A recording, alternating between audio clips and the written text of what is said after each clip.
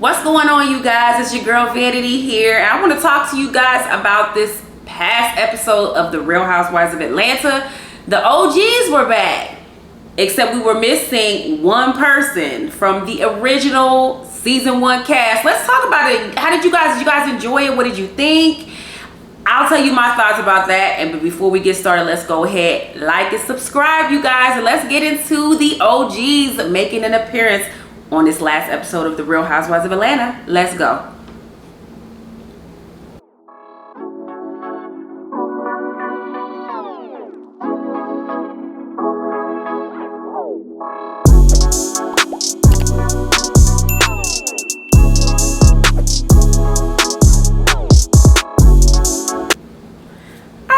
You guys, happy Tuesday. I hope you guys are having a good day today. I want to talk to you all about the Real Housewives of Atlanta. So this episode was great, but we're not going to get into all of the things. We're going to talk about the juicy part that we have been waiting for this episode, which was the infamous I'm being so extra, but the dinner between the OGs. Okay, they all got together, and I'm gonna be honest, I really enjoyed seeing them.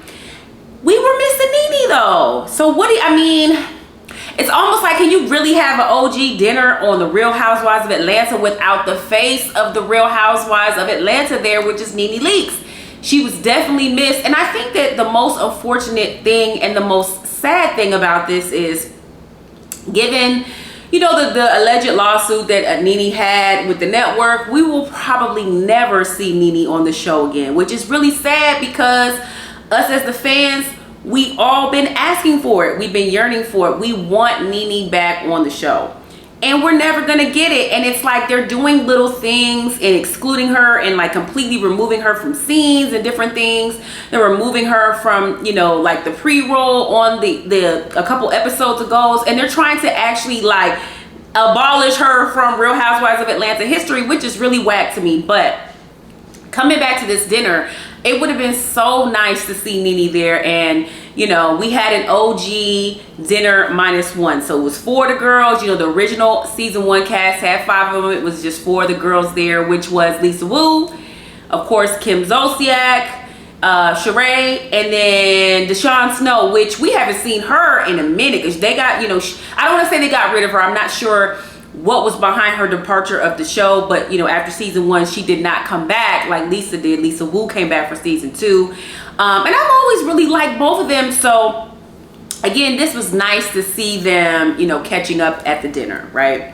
So let's talk about it. First of all, let me just say this: all the ladies look great. Kim looked good, you guys. I don't know if I've ever seen Kim look that good. She looked amazing at the dinner, and I'm surprised because we've seen her on social media. She's gone through terrible lip filler and injections here and just plastic surgery that just didn't look good. We know it took Kim 11 years to get her wigs right, but Kim was snatched. Her body looked good, her face looked good, everything looked really good. Sorry, you guys. Kim looked amazing. You know who else looked amazing? Well, Sheree, because Sheree is so fine, so we know Sheree looked good. But Deshawn looked amazing, you guys. She literally looked the exact same as she was on season 1. She has not aged. I imagine she's in at least her late 40s, possibly her early 50s. And the thing that I love about black women is we are aging so gracefully. We are looking absolutely beautiful. And Deshawn, you looked really good. Your haircut was cute. You looked great. So all the girls look really, really good. So let's get into the conversations. I took some notes, y'all. So we talked about Nene not being there. We talked about how they looked really, really good. So one thing that I was surprised that I didn't really realize this, and I may have heard, I knew Lisa Wu. I knew her and the football player guy, I forget his name. He was real fine. I knew that they had gotten divorced. I didn't realize it happened so quickly after she left season 2. But I didn't know that Deshawn Snow and her ex-husband, right after season 1, she said that he filed on her. So I was surprised to hear that. And the thing that's crazy is with both Lisa and with Deshawn, it would have been they should have brought them back. However, had they brought them back, maybe we wouldn't have gotten Candy and Phaedra and Cynthia and stuff. So I guess things work out the way that they're supposed to. but it would have been nice to kind of see. I'm always all about personal story, and like I love a good storyline that is showing your real life and things, the struggles and the triumphs that you have throughout your life.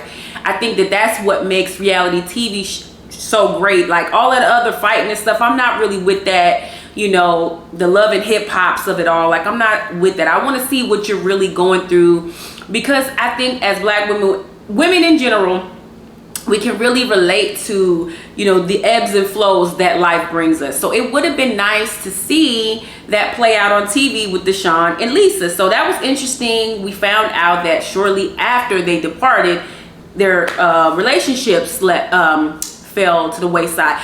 And also, you know what's crazy?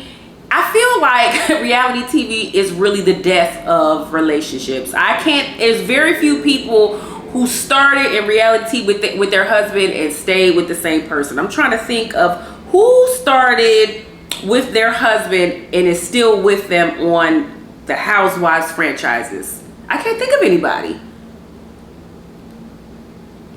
We could have said Kyle and Mauricio from you know, Real Housewives of Beverly Hills, but we see what's happening with them. But yeah, it's just almost like it's it's like bad, you know, juju, right? It's like bad luck to like come on the show with a husband or a mate that you really love, because these relationships really don't last.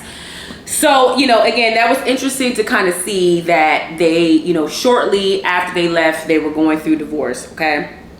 So, Sheree's talking about how the current girls on the show are doing. She's just giving like updates, and then, you know, Kim is like, oh, I love Marlo. Which, when did you start loving Marlo, Kim? Like, you wasn't even around. I feel like every time, a lot of the times Marlo would come on vacations, and we know Kim wasn't going on vacation. And one thing I'm gonna say, you know, I'm not gonna call Kim the R word. I don't know her personally, but I will say that you did find a way to escape all of the trips, and if it had something to do with going to a Black continent, Africa, you definitely found your way out of that. Kim, you weren't around a lot, you know. So I mean, who knows what happened outside of the show? But I just found it weird that you love Marlo so much. Like, girl, what? So where'd that come from? And of course, then Kim, you watch the show like we do, like stop fronting. But she asked, well, how's Kenya doing? And she's like, she's still around. Yes, girl. You know she on the show. Stop playing in our face. But Kim still got beef with Kenya, and I'm sure the feelings are mutual. We know Kenya is not checking for you either. And I just find it funny, you know, Kim made a comment, oh, the kids are just off limits. But like, Kim, you hit below the belt too. And I feel like the specific night where you and Kenya got into it, and Kenya made reference to what your daughter was doing for John Legend tickets, which tickled me. The funny part was it's like Kenya was like very much don't start none, won't be none. You started with her. You started poking the bear. Kenya that night was leaving you alone, and then you got upset when she brought up your daughter. So granted, I'm not saying this right, but I'm just saying, like, you started it. She was minding her own Black business, and you started messing with her, and you didn't like what you got. And so I guess Kim and Kenya have always kind of butted heads, but I just thought it was weird that you love Marlo, but you don't see it for Kim. Like, girl, I mean, you don't see it for Kenya, girl, shut up. So then, they're kind of going. Then I believe Kim asked about Drew, whatever, you know, then Sheree was giving her spiel about the girls. So then this was the interesting part. Lisa asked Kim, Lisa Wu said, okay, Kim, well, you know, you've been on TMZ and you've been in the news. Like, what's going on with your house? You guys, you know, Kim is still lying. Talking about, oh no, that's not true. And this girl, this is why I made a reference to, like, I don't think I want Kim to come back to the show. And my reason is, although, you know, Kim has a lot going on in her life, Kim lies. Kim tells stories. She doesn't tell the truth. And, you know, it would be great to have her back on the show, but there's two issues. Number one, if she comes back, like, she's not gonna give us the real, especially now that her and Croy have supposedly or allegedly put the kibosh on the divorce. She's gonna come back with a whole bunch of fluff. She's not gonna tell us the truth. And that has been my problem with Kim. Kim, you never keep it real. Never. You've never kept it real. You always lie about everything, girl. You lie about your health. You telling stories about Big Papa and everything, your nursing degree, all of these things, Kim, like you have just never been honest and authentic in who you are as a person. And I think that that's what makes, not that you're not a good reality star, but I think we wanted more of the truth in your life, and we just are never going to get it. That's just not the person. You're not a keep it real type of chick. So that is the number one thing, like you don't keep it real. And also number two, Kim is problematic when it comes to race relations, okay? She makes little weird comments, and she made some comments like that last reunion she was at when she was backstage. She was almost like, how dare these black women talk to the white lady like this? It was just very like, huh? Like, where'd that come from? I don't know. It was like she made it very racy that she was being attacked because she's white. And that is not what happened. Kim, you were totally terrible that season, and that's why you was getting it in that reunion. And it's not because you're a white woman. And also I feel like when it comes to black things, you would always find an excuse to not go. And girl, you do know that you're on a cast full of black women, right? That this is the black franchise of beautiful, successful black women. You didn't want to go to Africa, which I don't know. I just feel like, Kim, I don't know if this is right for you. You need to do your own thing, just because I feel like you're not gonna jump into the fold the way you need to. But anyway, I'm digressing a bit. That is just my reasoning why I don't feel that Kim, she's not gonna keep it real. And I don't foresee her coming in and jumping into the fold, into the mix, and being involved and going to all the events. Like, I just don't see that, which is unfortunate, because I feel like, Kim, you stick up for yourself, which I love. And you do have some good reason. You're funny, but I need you to keep it real. And you're just, some people just don't do that. Some people are very fraudulent, and Kim Zolciak is absolutely that type of person. So, I mean, we just gonna call it, call it what it is. We're not gonna, sugarcoat anything. So lastly, like before the scene ended, I forget who asked her about Candy, but she basically said, oh yeah, I saw Candy at Portia's wedding, it was nice. She gave me a hug, and we embraced each other. And Sheree was like, oh, okay, well, y'all are good then. And she's like, no. And I'm like, when did you and Candy have beef?